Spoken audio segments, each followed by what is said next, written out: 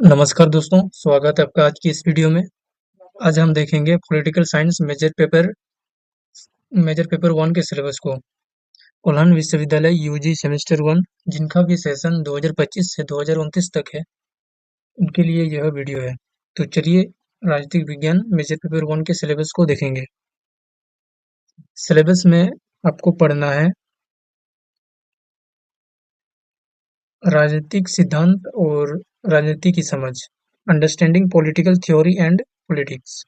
इसमें 4 यूनिट दिए गए हैं, सभी यूनिट को हम बारी-बारी से देखेंगे।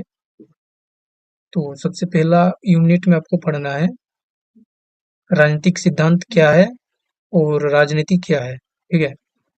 इसमें प्रमुख पॉइंट दिए गए हैं, इनको भी हम कवर करते चलेंगे। इसमें आपको पढ़ना है राजनीति का सिद्धांतीकरण, ठीक है? उसके बाद नेक्स्ट पॉइंट में आपको पढ़ना है राजनीतिक सिद्धांत का अर्थ, विकास और महत्व। राजनीति को समझने के विभिन्न दृष्टिकोण, ठीक है? राजनीतिक सिद्धांत की प्रकृति, इसमें पढ़ना है व्याख्यात्मक, मानक, आदर्शवादी और अनुभवजन्य, ठीक है? और नेक्स्ट पॉइंट है हमारा उदारवादी परंपराएं और मार्क्सवादी परंपराएं, इसको पढ़ना है। और नेक्स्ट पॉइंट है हमारा नारीवादी और उत्तर आधुनिकतावादी दृष्टिकोण, ठीक है? अब हमारा नेक्स्ट यूनिट में हम देखेंगे, नेक्स्ट यूनिट में आपको पढ़ना है राज्य की केंद्रीयता, राज्य और राष्ट्र। इसमें आपको पढ़ना है राज्य क्या है, राजनीति की चर्चा में राज्य का केंद्रीय स्थान क्यों है, ठीक है? इसके बाद राज्य के सिद्धांत, राज्य के सिद्धांत। और उसके बाद नेक्स्ट पॉइंट है विचारधाराएं और राज्य की समझ। उसके बाद आपको पढ़ना है वैश्वीकरण के युग में राज्य की बदलती भूमिका, और राज्य राष्ट्र से कैसे अलग है, राष्ट्र और राष्ट्रवाद पर बहस, ठीक है? इसको पढ़ना है राष्ट्र और राष्ट्रवाद में इसमें क्या अंतर है और इसमें बहस कैसे होती है, इसको आप लोगों को पढ़ना है। हाँ, यूनिट 3 में आपको पढ़ना है शक्ति, न्याय, स्वतंत्रता और समानता। इसमें पढ़ना है शक्ति के सिद्धांत, जैसे प्रमुख सिद्धांतवाद जैसे मैक्स वेबर, रॉबर्ट डॉहल और मिशेल फोकल्ट, इन सभी के सिद्धांतों को आपको पढ़ना है। उसके बाद न्याय की अवधारणा, वितरा वितरणात्मक न्याय, जैसे इसमें भी प्रमुख जॉन रॉल्स और रॉबर्ट नॉजिक के सिद्धांत को आपको पढ़ना है। उसके बाद स्वतंत्रता की अवधारणा और समकालीन बहस। और नेक्स्ट पॉइंट है समानता की अवधारणा और समानता, स्वतंत्रता और न्याय के बीच सहसंबंध, इसको पढ़ना है। और हमारा नेक्स्ट यूनिट है यूनिट 4 में आपको पढ़ना है नागरिकता, लोकतंत्र और सामाजिक आंदोलनों के सिद्धांत। इसमें पढ़ना है नागरिकता के सिद्धांत, इसके बाद लोकतंत्र के सिद्धांत और समकालीन बहस। और नेक्स्ट पॉइंट है सामाजिक आंदोलन और नए सामाजिक आंदोलन, ठीक है? इसमें पुराना सामाजिक आंदोलन और नए सामाजिक आंदोलन को पढ़ना है आपको। तो दोस्तों ये था पॉलिटिकल साइंस मेजर पेपर 1 का सिलेबस, और इसके थ्योरी नोट्स को भी हम लोग अभी देखेंगे, तो वीडियो में अंत तक बने रहिएगा। तो चलिए थ्योरी नोट्स को हम अभी देखेंगे, जिससे आपको समझ आ जाए कि एग्जाम में आपको किस तरह से लिखना है और इन प्रमुख बिंदुओं को आपको अच्छे से समझ में आ जाए, ठीक है? तो चलिए इसकी थ्योरी नोट्स को देखेंगे। थ्योरी नोट्स में हम इन सभी 4 यूनिट के महत्वपूर्ण पॉइंट्स को देखेंगे और समझेंगे, ठीक है? तो चलिए थ्योरी नोट्स को पढ़ना शुरू करते हैं। पहला यूनिट हमारा था राजनीतिक सिद्धांत क्या है और राजनीति क्या है, ठीक है? इसमें हम देखेंगे राजनीति का सिद्धांतीकरण और राजनीतिक सिद्धांत का अर्थ। तो चलिए इसको समझेंगे। राजनीतिक सिद्धांत राजनीतिक विज्ञान की एक मौलिक शाखा है। इसका अर्थ समाज में न्याय, राज्य न्याय, स्वतंत्रता और नागरिक अधिकारों जैसे विचारों का व्यवस्थित और तार्किक अध्ययन करना है, ठीक है? राजनीतिक सिद्धांत का अर्थ यही है कि समाज में राज्य न्याय और स्वतंत्रता और नागरिक अधिकारों जैसे विचारों का व्यवस्थित उसका संचालन ठीक है ठीक से हो और इसका अध्ययन ही राजनीतिक सिद्धांत कहलाता है। यह केवल तथ्यों का अध्ययन नहीं नहीं करता बल्कि यह भी तय करता है कि एक आदर्श समाज कैसा होना चाहिए। ठीक है, इसके विकास को हम देखेंगे। राजनीतिक सिद्धांत का विकास प्राचीन यूनान जैसे प्लेटो और अरस्तु से शुरू होकर मध्यकालीन युग में मैकियावेली और आधुनिक युग में हॉब्स, लॉक, रूसो जैसे महत्वपूर्ण वैज्ञानिक और दार्शनिक जो थे, इन सब से होते हुए समकालीन विचारकों तक पहुंचा है। ठीक है, प्राचीन यूनान यूनान में जो महत्वपूर्ण दार्शनिक थे प्लेटो और अरस्तु से शुरू होकर मध्यकालीन युग मैकियावेली और आधुनिक युग हॉब्स, लॉक, रूसो से होते हुए यह विचारकों तक आधुनिक विचारकों तक पहुंचा है। इसके महत्व को देखेंगे हम लोग। यह हमारे अधिकारों और कर्तव्यों के प्रति जागरूकता बनाता है, राजनीतिक आंदोलनों और विचारिक आधार प्रदान करता है और समाज की वर्तमान समस्याओं जैसे असमानताएं, अन्याय का समाधान खोजने में मदद करता है। अब हम नेक्स्ट पॉइंट देखेंगे, राजनीति को समझने के विभिन्न दृष्टिकोण और कौन-कौन से दृष्टिकोण है इसको हम लोग देखेंगे। राजनीति को समझने के लिए विचारकों ने अलग-अलग तरीके अपनाए हैं। ऐतिहासिक दृष्टिकोण यह मानता है कि वर्तमान राजनीति को केवल इतिहास के संदर्भ में नहीं समझा जा सकता। ठीक है, संस्थागत दृष्टिकोण यह राज्य सरकार, संसद और न्यायपालिका जैसी संस्थाओं की संरचना और उनके कार्यों के अध्ययन पर जोर देता है। यह राज्य सरकार, संसद और न्यायपालिका जैसे संस्थानों का यह अध्ययन करता है, संस्थागत दृष्टिकोण।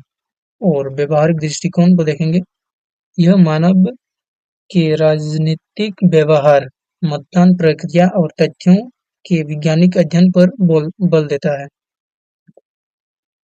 अब नेक्स्ट पॉइंट है राजनीतिक सिद्धांत की प्रकृति। राजनीतिक सिद्धांत के तीन मुख्य रूप होते हैं, व्याख्यात्मक, मानक आदर्शवादी और अनुभवजन्य। ठीक है, इसको हम लोग समझेंगे। यह घटनाओं के कारण और प्रभाव की व्याख्या करता है, जैसे क्या है और क्यों है, इसका व्याख्या करता है व्याख्यात्मक सिद्धांत में। और मानक या आदर्शवादी में यह मूल्यों और नैतिकता पर आधारित है। यह बताता है कि क्या होना चाहिए, ठीक है, जैसे न्याय क्या है, इस प्रकार से ये आदर्शवादी है। और अनुभवजन्य में यह केवल उन्हीं तथ्यों को मानता है जिन्हें देखा, मापा या परखा जा सकता हो। ठीक है, अब हमारा नेक्स्ट पॉइंट में है मुख्य परंपराएं और दृष्टिकोण। इसमें हम पढ़ेंगे उदारवादी परंपराएं।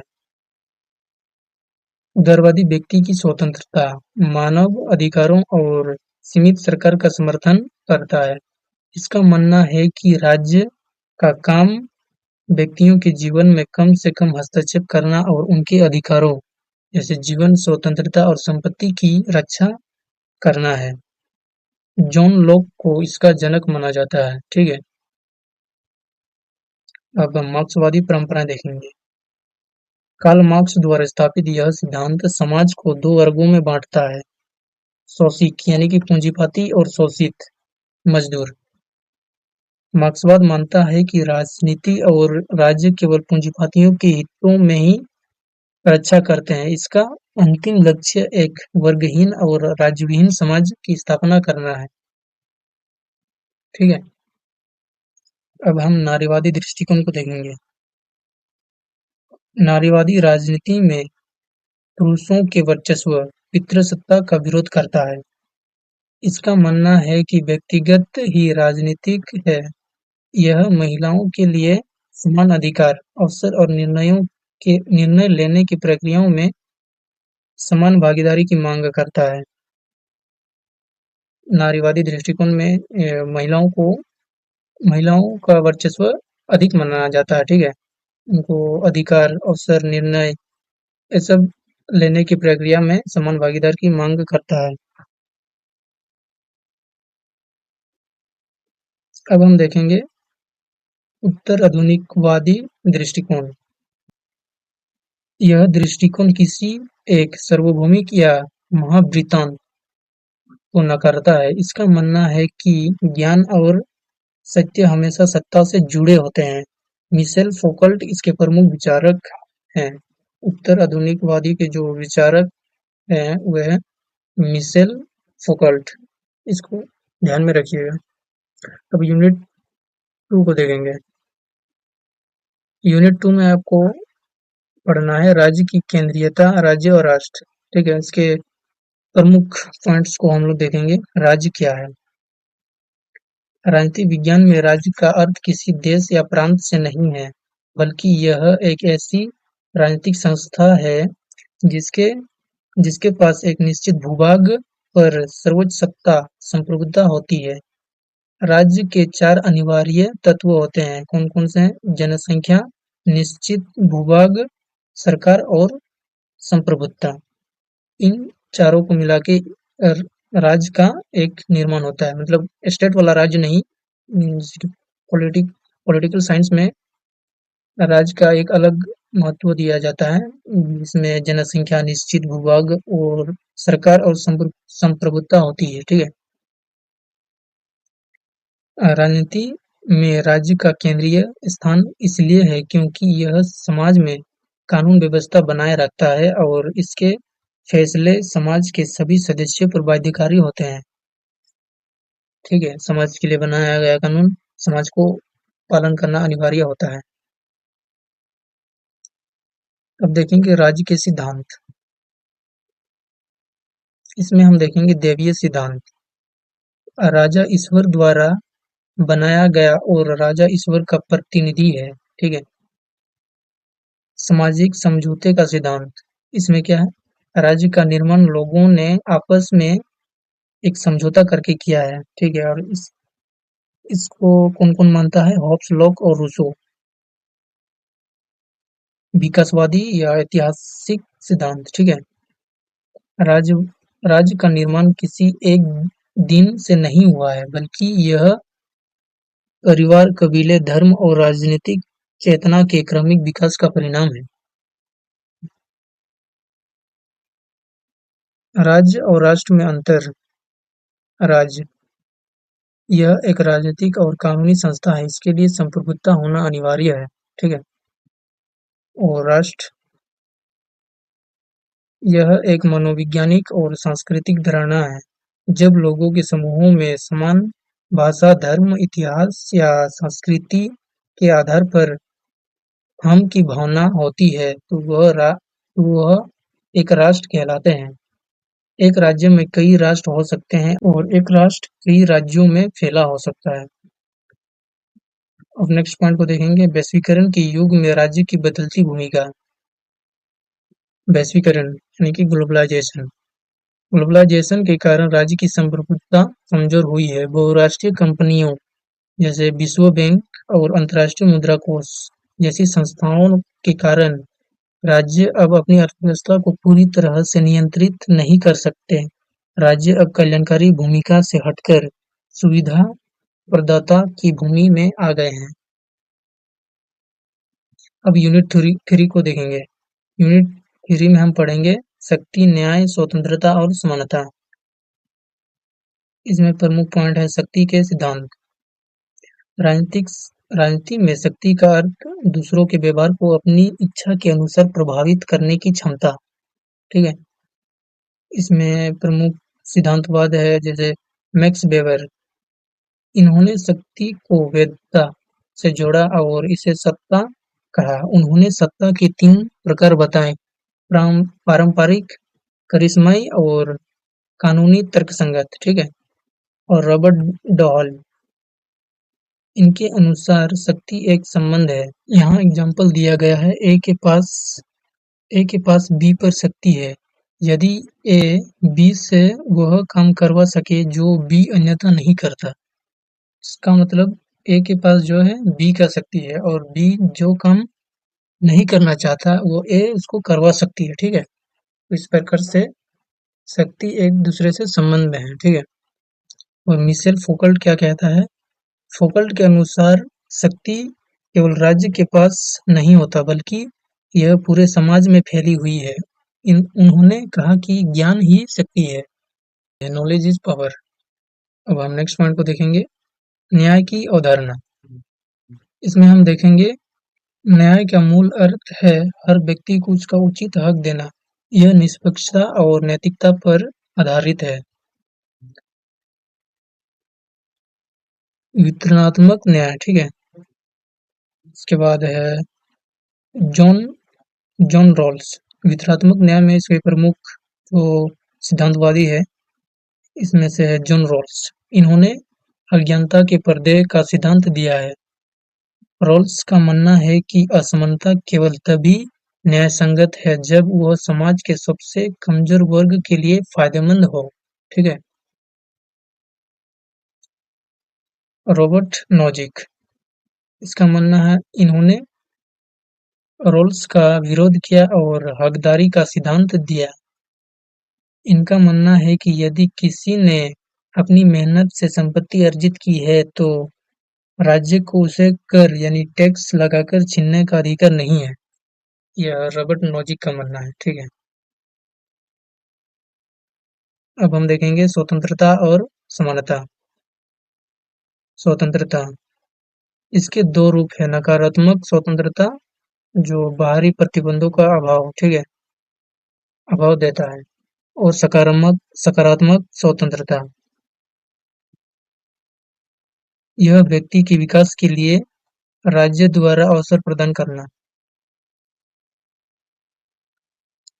समानता, इसका अर्थ यह नहीं कि सभी लोग हर तरह से समान हैं, बल्कि इसका अर्थ है कि सभी को विकास के समान अवसर मिलने चाहिए और विशेषाधिकारों का अंत होना चाहिए, ठीक है? मतलब किसी को ऊंचा-नीचा नहीं समझा जाए, ठीक है? और सभी को समान अवसर मिले और किसी को विशेष अधिकार नहीं मिले, ठीक है? अब देखेंगे सहसंबंध। समानता के बिना स्वतंत्रता केवल अमीरों का विशेषाधिकार बन जाएगी और स्वतंत्रता के बिना समानता एक निरंकुश समाज का निर्माण करेगी। दोनों एक दूसरे से पूरक हैं। अब हम यूनिट 4 को देखेंगे जो हमारा आखिरी यूनिट है, नागरिकता, लोकतंत्र और सामाजिक आंदोलनों के सिद्धांत। इसमें हम देखेंगे नागरिकता के सिद्धांत। नागरिकता व्यक्ति और राज्य के बीच का एक कानूनी और राजनीतिक संबंध है जिसमें व्यक्ति को कुछ अधिकार मिलते हैं और राज्य के प्रति उसके कुछ कर्तव्य होते हैं। इसमें एक दार्शनिक है टी.एच. मार्शल। टी.एच. मार्शल ने नागरिकता के 3 अधिकार बताए हैं। नागरिक अधिकार, भाषण विचार की स्वतंत्रता, ठीक है? और राजनीतिक अधिकार, वोट देने और चुनाव लड़ने का अधिकार, और सामाजिक अधिकार में शिक्षा, स्वास्थ्य और आर्थिक सुरक्षा, ठीक है? इन सब का अधिकार टी.एच. मार्शल ने इसको बताया है। और हमारा नेक्स्ट पॉइंट है लोकतंत्र के सिद्धांत। लोकतंत्र का अर्थ है जनता के द्वारा और जनता के लिए शासन। इसके प्रमुख सिद्धांत को हम देखेंगे। शास्त्रीय लोकतंत्र, प्रत्यक्ष भागीदारी पर बल, जैसे प्राचीन यूनान में होता था। और अभिजनवादी सिद्धांत, इसमें हम देखेंगे सुम्पेटर। सुम्पेटर एक दार्शनिक है। सुम्पेटर के अनुसार लोकतंत्र केवल नेताओं को चुनने की एक प्रक्रिया है। शासन हमेशा कुछ गिने चुने लोगों के हाथ में ही रहता है, इसका मानना है। और बहुलवादी सिद्धांत, इसके अनुसार सत्ता किसी एक गुट के हाथ में नहीं बल्कि समाज के विभिन्न समूहों के बीच बांटी होती है। अब हम नेक्स्ट पॉइंट को देखेंगे, सामाजिक आंदोलन और नए सामाजिक आंदोलन, ठीक है? पुराने सामाजिक आंदोलन ये मुख्य रूप से आर्थिक और वर्गीय मुद्दों पर आधारित होते हैं, ठीक है? जैसे जैसे मजदूरों की हड़ताल, किसानों के आंदोलन, इनका लक्ष्य राज्य की सत्ता हासिल करना या आर्थिक नीतियां बदलना था। और नए सामाजिक आंदोलन में क्या, ये 1960 के दशक के बाद उभरे हैं। ये आर्थिक मुद्दों के बजाय पहचान, पर्यावरण और मानवाधिकारों पर केंद्रित है। उदाहरण के लिए नारीवादी आंदोलन, पर्यावरण आंदोलन, जैसे चिपको आंदोलन, ठीक है। इसमें एलजीबीटीक्यू प्लस आंदोलन भी है। ये आंदोलन सत्ता नहीं चाहते बल्कि समाज की सोच और संस्कृति में बदलाव लाना चाहते हैं, ठीक है। तो दोस्तों ये थी पॉलिटिकल साइंस के मेजर पेपर वन के थ्योरी नोट्स। तो इसको आप लोग बढ़िया से पढ़ लीजिएगा और इसका पीडीएफ भी आपको मिल जाएगा हमारे टेलीग्राम चैनल में। तो टेलीग्राम चैनल को भी ज्वाइन कर लीजिएगा।